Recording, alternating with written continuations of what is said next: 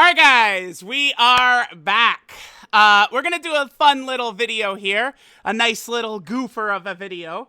Yeah, sorry, I'm looking left and right while link leveling.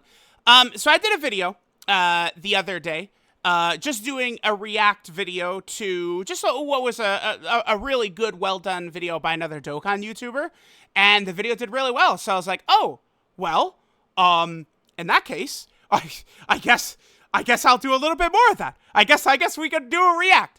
Now, Oni is another kind of like Dokkan YouTuber. Although he's moving a little bit away from that, sort of. I've given the boy a little bit of guidance right here and there, trying to kind of nudge him in a good direction.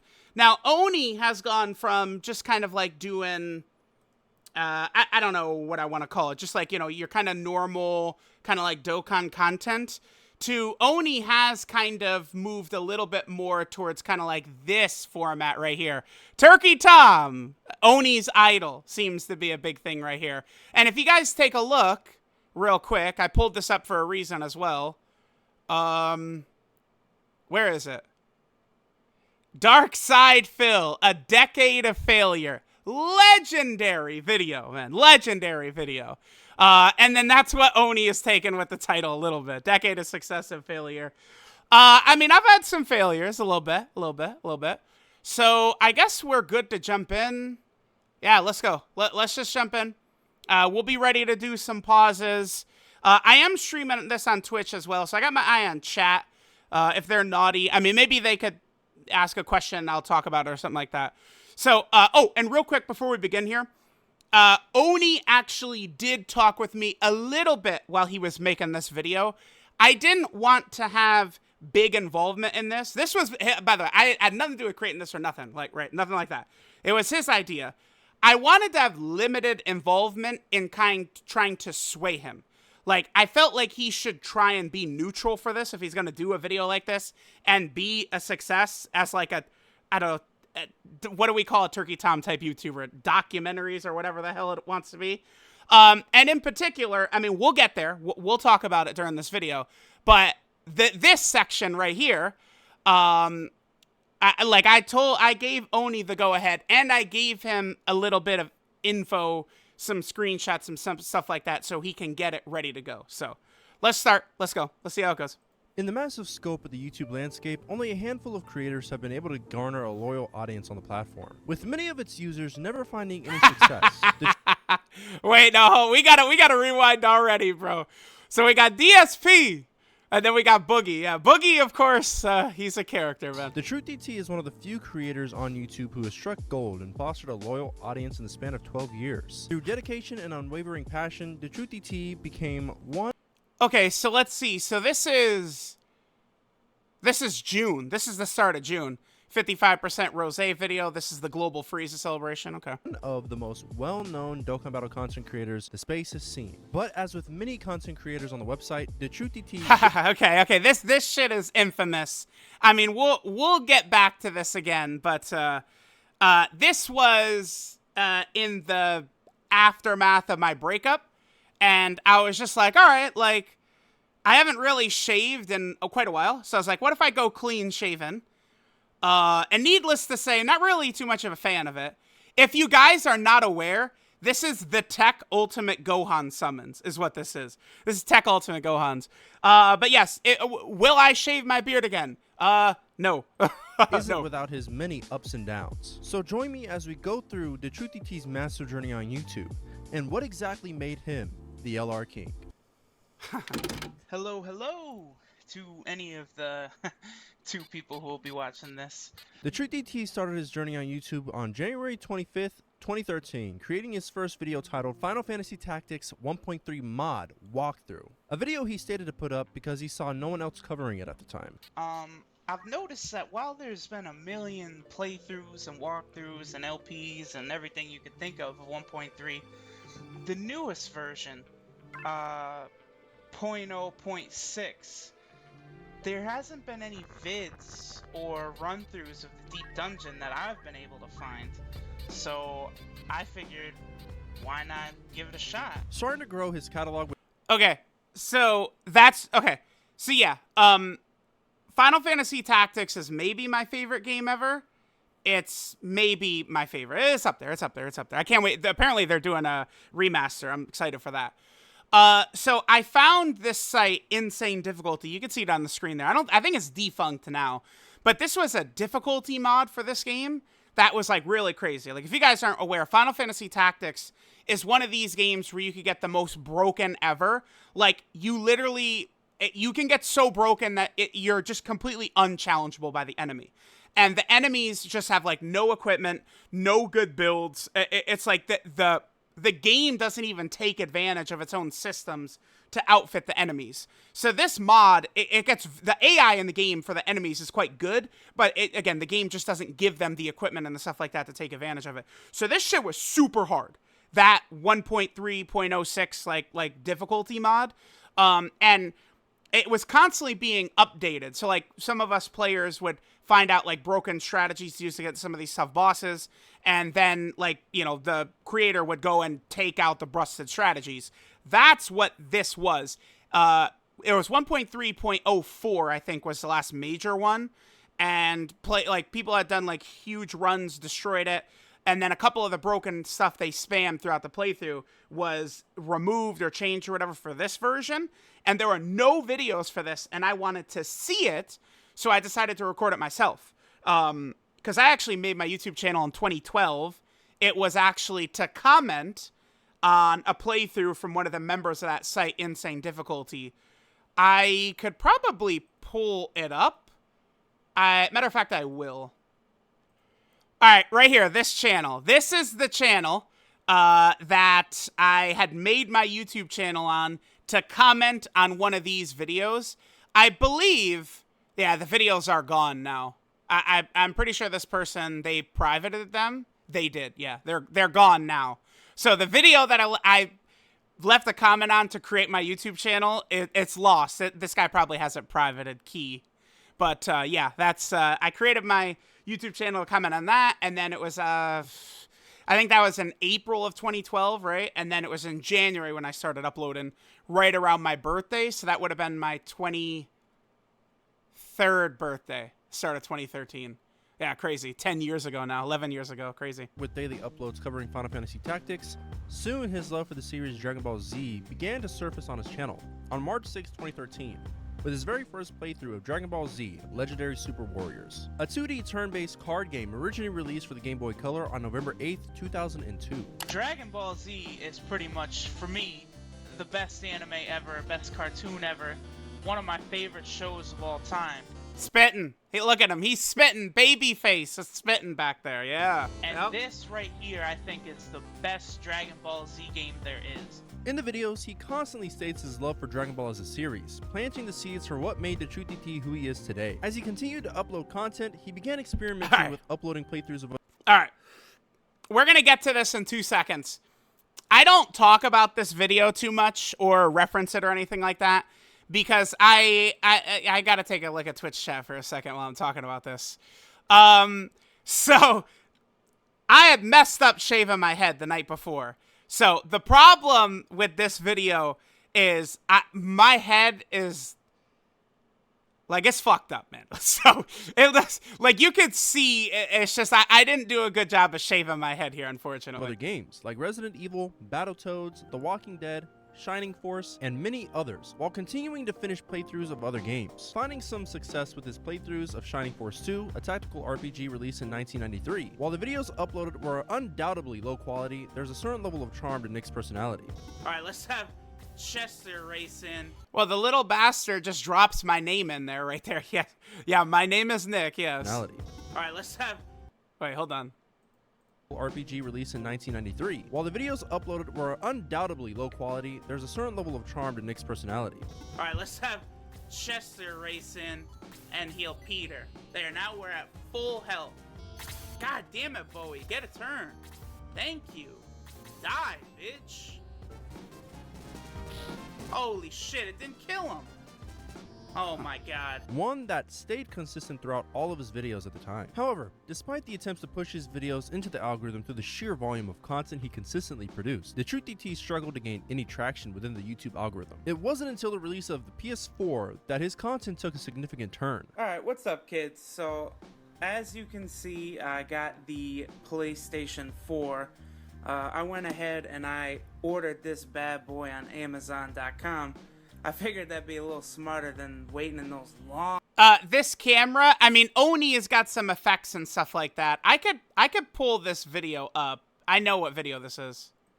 Alright, so here, 2014 fantasy football draft order drawing. Yeah, I had some goofier videos back then. LaShawn McCoy, Kiko Alon. Don't let anyone tell you I'm a fake Bills fan. I was in the trenches, boy. Okay, let's stop that. But that video is this right here. I guess the camera quality is pretty bad in this, huh? 10 years ago, November 18th, 2013. Yeah, crazy. Long-ass lines. On September 30th, 2016, he started his playthrough of Dragon Ball Xenoverse, a title heavily requested by his audience. Unfortunately, starting over a year after its release and just a month before the sequel Dragon Ball Xenoverse 2, the series garnered limited viewership. Sadly, in the midst of his Dragon Ball Xenoverse playthrough, DaTruthDT fell ill, confining him to his bed. However, following this period of sickness, he stumbled upon a game that would alter the course of his life forever. Ah, yes. Okay. Oni didn't do his research there. I love him, so I'm gonna have to clap him up a little bit. So, the genesis of switching over to Dokkan here, how that happened. So I was playing Xenoverse 1. The being sick he referenced, I don't remember that. I mean, it probably was just sick, but I don't recall like anything major happening at the time. I was looking up how to get like Super Saiyan. I think it's just Super Saiyan, like how to unlock Super Saiyan in Xenoverse 1. Most people would figure out where that would take me to Rhyme style. So Rhyme came up. Actually, might as well just go ahead and pull up Rhyme's channel as well, just to show. But Rhyme's video showed up on how to get Super Saiyan in Xenoverse 1. Here, let's go ahead and bring up the homie Rhyme right here. So Rhyme's video pops up. You know, how to become Super Saiyan Xenoverse 1. Rhyme hasn't really done very much Dokkan in the last several years. I love his banner, by the way. A+ stuff right there. Rhyme hasn't done too much Dokkan lately. He does a video here and there. But at the time, it was Rhyme's Dokkan videos that I saw. I don't know what made me click it. I just kind of ended up clicking it. And, you know, Rhyme is a good creator. Like, he's a funny guy and stuff like that. So, like, I watch it. I believe the first video I saw was an Int Dokkan Fest Buhan collab summon with D-Free. I believe is the first Dokkan video I watched. And then I watched a couple more here and there, and then I decided to download the game. And I thought, like, oh, like, because I was, you know, uploading a lot at the time, even back then. I upload more nowadays than I used to, but I was still uploading a lot even back then. And then I figured I could probably, you know, upload Dokkan and stuff like that after finding it from Rhyme's channel. And then that's, you know, kind of how we get here. So it has begun. I have gotten into this crack/heroin known as Dragon Ball Z Dokkan Battle. Dragon Ball Z Dokkan Battle is a mobile gacha game that quickly spread throughout the world following the release of its global version on July 16th, 2015. Like many others at the time, DaTruthDT quickly started making content on the game. Eventually halting playthroughs on other games, he began to upload Dokkan Battle videos more consistently, starting out as a global player and eventually switching to the Japanese version of the game, following the release of LR Goku Black due to the global version being more than 4 months behind. Eventually, global Dokkan went into its... So, I started playing Dokkan. My original account was a global account, obviously. I quickly, like, I was watching a bunch of videos that were, like, Rhyme and some guys. Like, I watched some of Ichigo's videos at the time, a bunch of other videos like this. And, I kind of was aware of how good Super Vegito was at the time, Super Vegito. So I did very limited summons. I grinded, you know, quest mode, stuff like that. Back then, Dokkan was a much slower game. A lot of you guys probably don't remember, but just moving across the map took a lot longer. No auto. So, like, grinding took a huge amount of time in the game. Even in fights you could beat in kind of, like, little effortless hits and stuff like that. And I accumulated a large amount of stones, but I wasn't able to pull Super Vegito.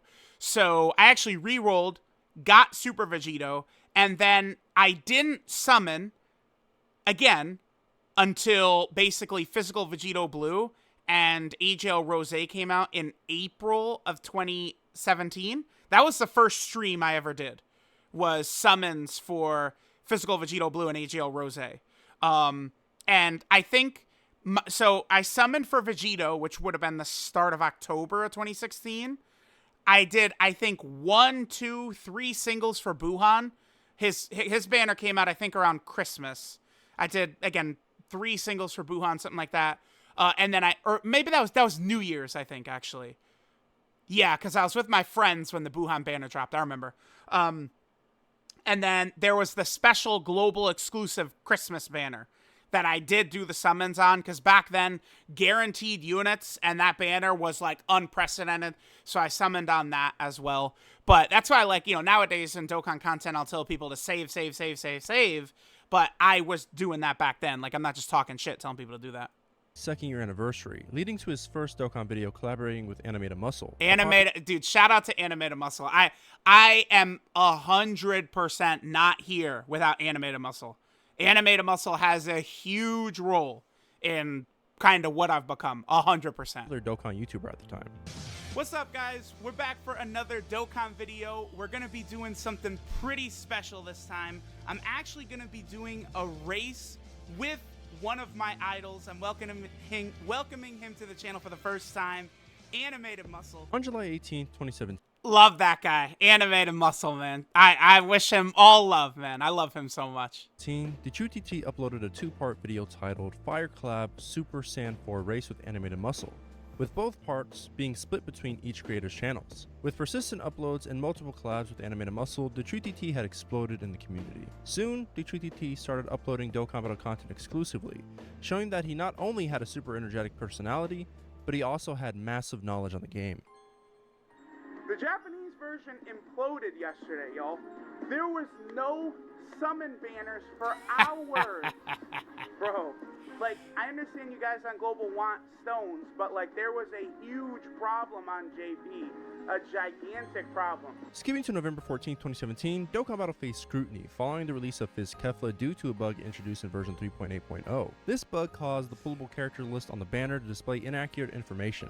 Despite the developers' quick actions to solve the problem, suspicions lingered within the community. Some members accused Akatsuki of manipulating banner rates in favor of prominent players, including YouTubers. To clarify the situation, DaTruthDT followed up with a video analyzing the initial Reddit post that sparked the controversy, aiming to alleviate negative sentiments towards the game. However, DaTruthDT's optimistic outlook on Akatsuki's handling of the game would later be used against him for many years to come. Just 16 days after the controversy had settled, he celebrated reaching nearly 20,000 subscribers in a video, updating viewers on his channel's future plans, and addressed the reopening of his Discord community, highlighting necessary changes following the server's previous takedown. After many users joined the server, DaTruthDT noticed unacceptable behaviors, including racism and offensive jokes, which he believed. Yeah, so I don't have a Discord right now. I mean, there is kind of I guess there's a little bit of a Discord, but Discord, it just, dude, like, kids just spawn in these Discords ready to talk shit, ready to, like, curse and be going nuts, man. Discords are crazy.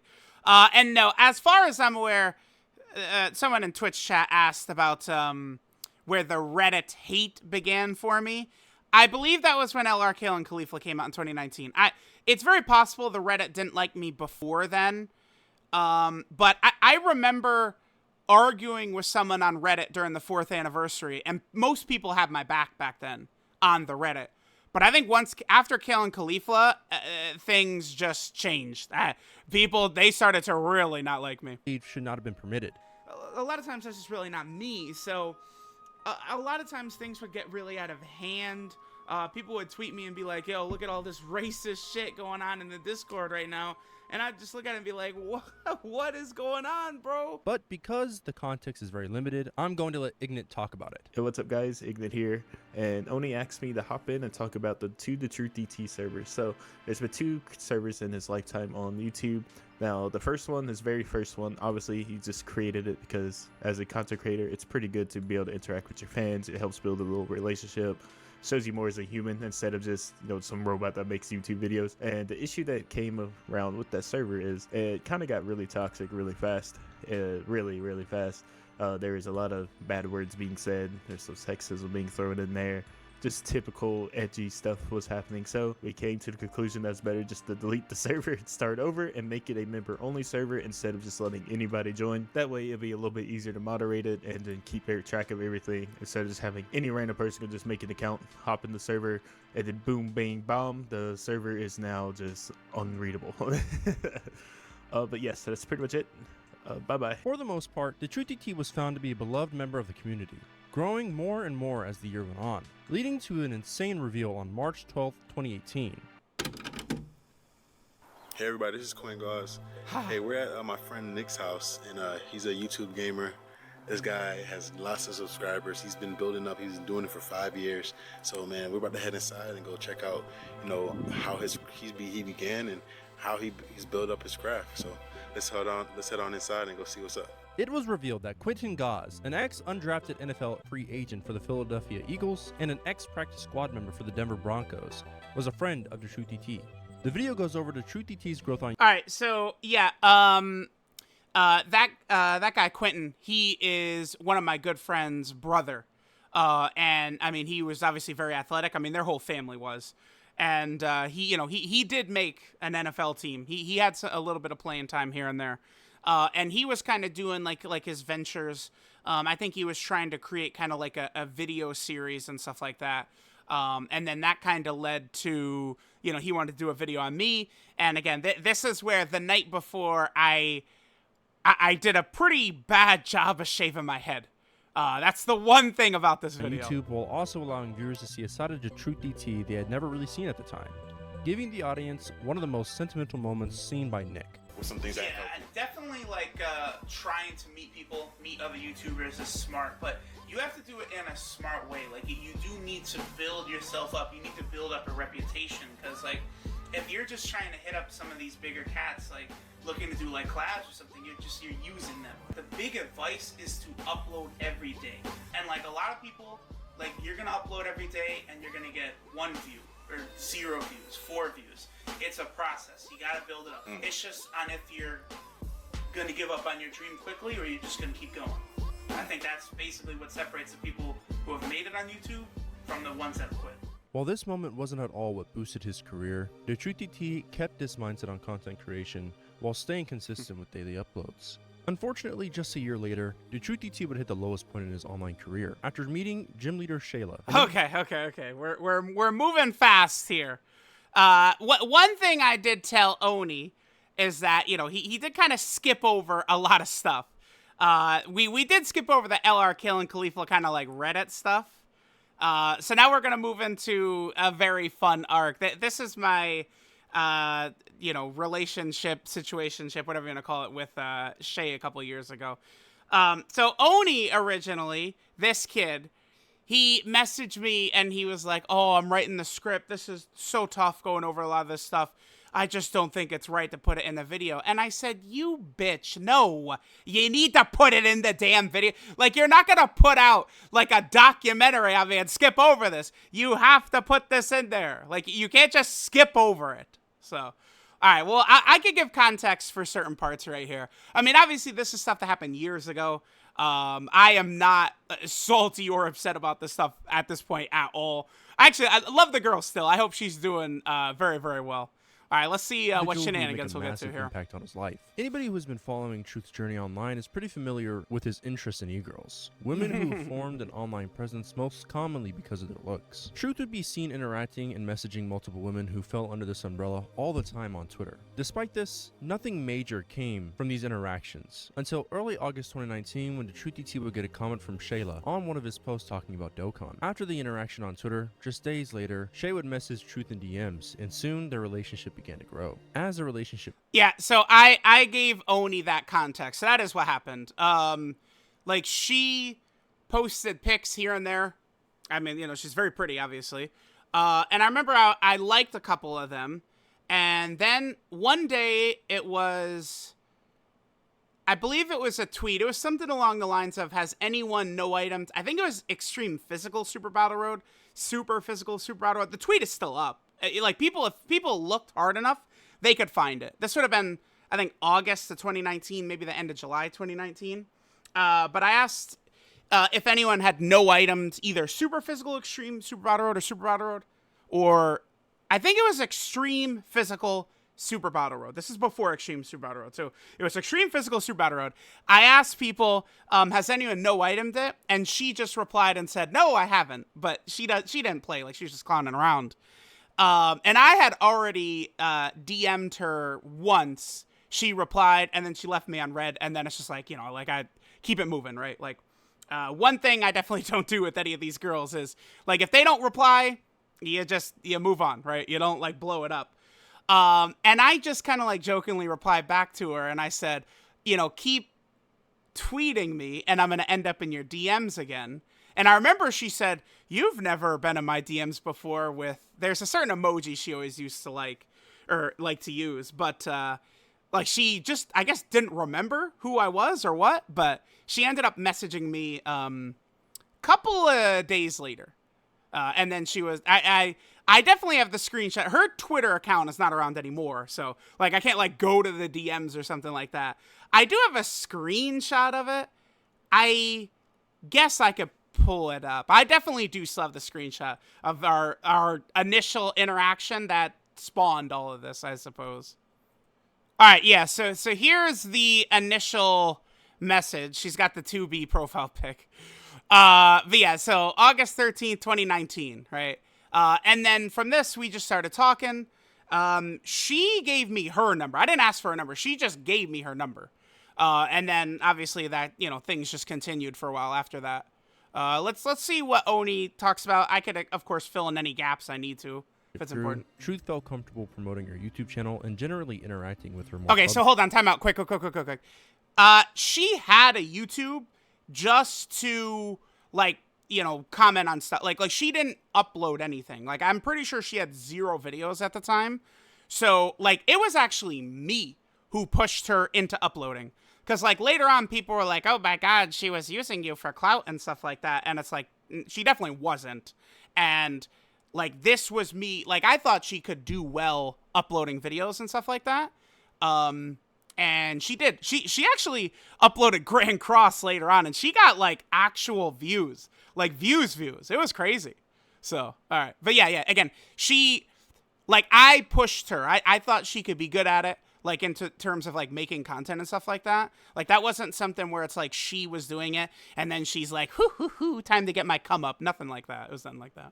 Leading DaTruthDT to fly himself out to her in February of 2020, buying her gifts and spending thousands of dollars on her as the relationship went on. On July 20th. Okay. So this, I did fly out, and I spent Valentine's Day with her. This picture was, we went to Valentine's Day dinner. It was me, her, and her mother. Valentine's Day dinner. It was fun. I had a lot of fun. But that's where this picture was taken. Was Valentine's Day dinner in 2020. Yeah, we went to dinner with her. Her mom was awesome. I loved her mom. She was great. Her mom loved me too. Like, we liked each other quite a bit. Listen, I'm not, like, too cool. Oh, dude, I was killing it. She was all over me. Like, bro, like, I was a damn goof, man. I knocked over my water glass because I was nervous, right? Like, I was a damn goofball, man. I remember that, knocking over the water glass. Damn, I did. That was me. Generally interacting with her more publicly, leading DaTruthDT to fly himself out to her in February of 2020, buying her gifts and spending thousands of dollars. Wait, hang on. Another thing I do want to point out, me going to see her and stuff like that, that was her idea. I will also throw this out there. This is not me saying, hey, please let me come out there. This was, again, facilitated by her. I feel like that's important context to have in here. On her as the relationship went on. On July 12th, okay, I keep playing. We gotta hit 2020, buying her gifts and spending thousands of dollars on her as the relationship went on. On July 12th, 2020. Okay, yeah, here's the other thing. I did spend quite a bit of money on her. I actually did. Now, that was not as well. That's mostly not from her. She didn't really, like, ask for shit. Now, definitely, as she got a lot more comfortable with me, she did understand that if she would put something in front of me, I would get it for her. So she was very good at kind of doing the whole, like, you know, like, oh, here's this thing, don't do this, and oh, you got it, that's sweet. Like she knew by a certain point, but she definitely was not, like, trying to, you know, like, oh, let's get the dollars and gifts and shit like that. And eventually, when we ended things, she offered to give everything back, and I declined. I told her no. And I know she actually really would have, but I didn't want anything back from her, because, like, I wasn't trying to buy her or anything like that. So, I was just like, keep everything. Like, it didn't matter. Like a big thing, like, I got her, like, a PS5 when that came out, right? Like, shit like that. DaTruthDT made his first video collaborating with Shay in the form of a summoning video for Global Dokkan's 5th year anniversary. All right, guys. It is time. The 5-year anniversary is here on Global Dokkan, and I got a special Pokemon training guest to hop on the channel. Hi. The video shows just how far their relationship had come. Sadly, things weren't as they seemed, resulting in the end of their relationship later that month. After the breakup, Truth made a couple tweets venting his frustrations, and deleted them soon after, and apologized for the outburst on his channel on July 31st, 2020. I'm gonna let this go, and then I'll, without going too, I mean, we don't have to go too deep into it, but I can kind of give the context of, like, I mean, I definitely didn't handle things good, but we'll explain. The other day, I did get pretty drunk and tweeted out something I probably shouldn't have. Well, it was like the most drunk I've ever been. So, yeah. A lot of people kind of made assumptions and stuff like that. Obviously, I'm talking about Shay, and, you know, I've never said anything negative about her on here, and I'm never going to, right? There's no reason to. Well, unfortunately, I did, but we'll get into it. She is a very, very awesome person. I do think that, yeah. So, I saw a bunch of people were saying pretty bad things about her that are just definitely not true. Like, Yep. She's never used me, nothing like that. Absolutely.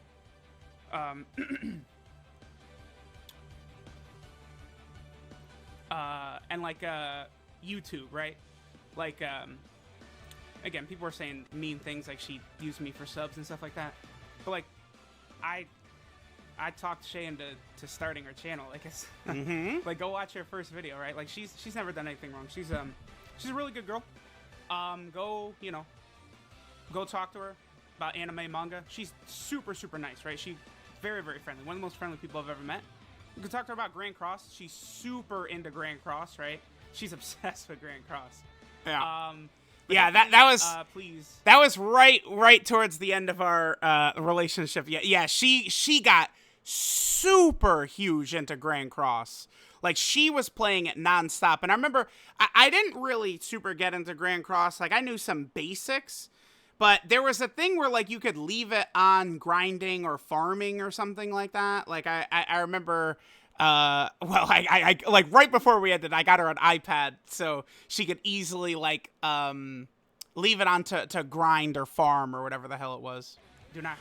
This video right here, I was pretty much at my lowest weight. I was around, I think, 235 right here. I've gained for most of my life, I don't know, probably like 12 to 29, I was over 300. And then, I mean, you know, especially like with her, I mean, talking with her every day, stuff like that, like, it was just a very, I don't know, like, positive influence in my life for a while.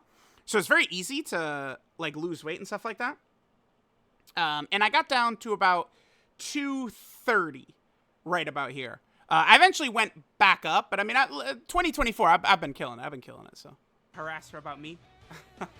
I would ask that. She doesn't deserve it, right? So, yeah, she's awesome. Love the girl. That's all I've got to say about that. Later that year, on August 21st, 2020. Okay. So,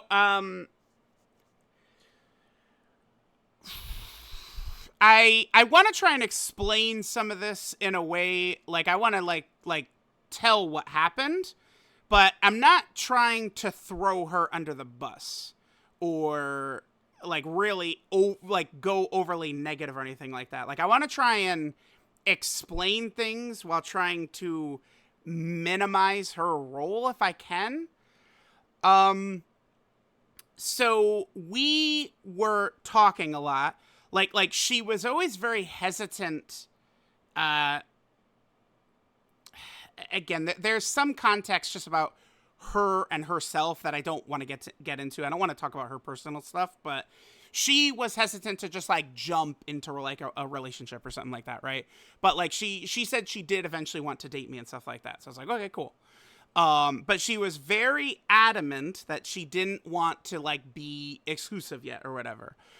She ended up kind of like, I don't know, talking to this guy or whatever like that.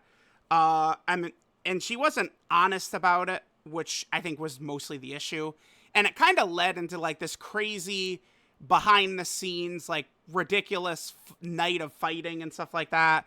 And like FaceTiming her and like they were talking and stuff. Like it was a ridiculous thing that did not reach Twitter or public or anything like that. It's not something that actually like came out, right? But we kind of like reconciled through it. I guess the other guy just kind of like poof disappeared or whatever. And then from there, like we did become exclusive. No, I wouldn't call it cheating. I would not call it cheating because she was adamant herself. She didn't want to be exclusive before that. So I would not call that cheating. No, definitely not. But then we did become exclusive after that happened. So we were exclusive. And at the time, this was the middle of June when that happened. We ended up ending things at the end of July. And I was going to go down there to spend like a week or 2 weeks with her. This was at the start of August. Her birthday was like the start of August, like August 7th or 13th, something like that. And I was going to go down there, for her birthday. And again, by this time we were exclusive. But then I found out that there was a different guy that, I suspected. And I mean, there was a little bit of evidence, right? But at the time she said, no, it's not true.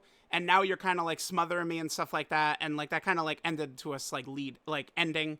Right. And I thought like, oh, damn, like I kind of like messed things up. Like that was no good. Later on, I found out that it was true. And the second time she definitely was cheating. Like, so she did cheat on me. And I mean, I like she did. And again, not a big deal. I mean, it's 4 years ago. I hope she's doing good now. But at the time, yeah, it was. And like when I found out about that, I got pretty mad. I actually had never heard the term gaslighting before this. But like that's what she was doing. It was gaslighting. Like she was doing something bad, and then I kind of sniffed it out, and then she said, "No, you're actually so bad for kind of bringing this up." And then that's kind of where everything happened. Now the reason I dropped this thread, which is obviously deleted now, is again I don't want to go too far overboard away from it, just keeping things like contained to just like the context we need. But she was getting very chatty about me to a lot of people in a way that wasn't very honest or fair. I don't know the full details, but she was like seemingly actively finding people who did not like me on the Reddit, on Discord and shit like that, and like actually befriending them and talking shit about me and stuff like that. And she was doing this in a bunch of different places, and she was doing it a lot. So it's like I kind of needed to just end a lot of that kind of like talk and the shit that was happening, and that led to this thread. Here we could run it a little bit and see where it goes here. Yeah, she's awesome. Love the girl. That's all I've got to say about that. Later that year, on August 21st, 2020, Truth made a thread going over all the negative things Shay had done during the relationship. Most notably, talking about her cheating on him and Someone in Twitch chat said, this isn't your career, though, it's your personal life. Yeah, but, I mean, my career is YouTuber, like streamer, right? Like, I mean, you could say that this is my fault for this ending up publicly, which I think is very fair and valid. Like, it's definitely my fault that shit kind of hit, like public and stuff like that. But like my personal life and career, like it's kind of like interconnected, right? Like if this drama goes south, or like I was horrible to her behind the scenes or something like that would tank like someone's career, right? So it's like, yeah, it's personal life, but the two become intermixed. So the fact that he had spent over $100,000 on her in the entirety of the relationship. Shayla made her own post calling out Truth, made a thread going over all the negative things Shay had done during the relationship. Most notably, talking about her cheating on him and the fact that he had spent over $100,000 on her in the entirety of the relationship. Shayla made her own. Okay. That is true. that is actually true. It was somewhere over that number. I don't know the exact number, but it was definitely over that number. Yeah, I mean, I listen, you know, I really love the girl. I went a little nuts at times, man. I went a little crazy. You know, it is what it is. I went a little nuts. I went a little overboard. I did. Now, again, a lot of the stuff she offered to just directly give back, and I declined. I didn't want her to give me anything back, but that's another important part of the story, is she was trying to give a lot of stuff back, and I didn't want her to. So done during the relationship. Most notably, talking about her cheating on him and the fact that he had spent over $100,000 on her in the entirety of the relationship. Shayla made her own posts, calling out Truth and exposing messages between them. In the messages are some of the most personal details seen from Truth yet, going over his past experience with a sex worker and the way he would react during many of their fights. Soon, Shayla blocked Truth, but still made many comments. Okay. Now, she did do that, and she really did kind of like piss me off, because what she did was, in response, she dropped, it was a video of like all of our texts or something like that. Like, it was crazy, dude. I could not believe she did that. It was just a video, and it was a video of her just scrolling through all of our texts. Now, the reason it's nuts is because obviously there's a lot of personal stuff about me in there, but there was insane stuff about herself in there, which is, I assume, why she deleted it. Like, the stuff that we were talking about in there about her, I didn't see people, like, I don't think people saw that. Like, people were only looking, like, through that video to get stuff on me, which I guess is good, because the shit that was about her in that video she dropped was crazy, man. It's a good thing people didn't catch some of the stuff, man, because it's not stuff that should be on Twitter. Dropped that a Twitter video. That was definitely a big mistake she made. And again, it was our text messages. It was just her scrolling like through months of our text messages. It was a 5-minute video or something like that, or two. Well, this was before. It was like a 2-minute. I don't know. It is a video with her scrolling through the text, though. That's what it was. Comments behind closed doors. Most notably, a threat to harm herself because of the drama, causing Truth to apologize. Wait. December 2021? I don't... Is that when the tweet is from? That doesn't sound right. Made many comments behind closed doors. Most notably, a threat to harm herself. Oh. I see what this is. Someone asked me about it at the time. Okay. Yeah, so that's a tweet I had made, and I deleted it. Again, it's like me and her ended up fighting quite a bit, but we moved it from off Twitter into kind of like, you know, like our like phone calls and texts and shit like that. Wait. I do name drop Afro here. At the time of the tweet, she had me blocked and everything. Approach Afro said she was going to hurt herself. I didn't talk to her. Yeah, that did happen. I probably shouldn't have tweeted this in December. I probably shouldn't have done that. Made that tweet so she wouldn't hurt herself. Yep. Deleted it when got proof she cheated on me. Yeah, that is true. We actually ended up having... this is probably going to surprise people. We had a 3-way call. Me, Shay, and Afro. where we had a three-way call where Afro was just kind of trying to moderate for us as me and her were yelling at each other, and Afro was kind of trying to moderate. Yeah, Afro is a very, very close friend of mine. Like I think a lot of people don't realize, but me and him are very, very close.